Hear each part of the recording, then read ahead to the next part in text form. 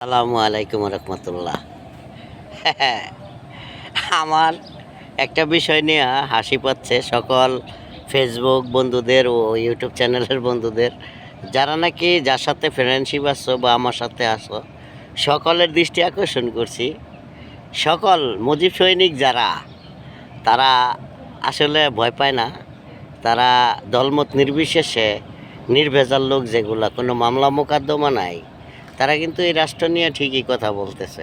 তার কার্যক্রম চালাইতেছে। দেখবা যে হাইব্রিডাইয়া এক সময় মাথা চারা দেখা হারাইব, অগো কোনো বেলু থাকতো না। এরা যে এই যে কথাবার্তা বললো, যুদ্ধ করলো, এগুলোর কোনো বেল থাকতো না। তো যাই হোক, যারা নাকি দেশপ্রেমী, তারা কোনো নেতা হতে চায় না, তারা কোনো পদ পদবি চায় না।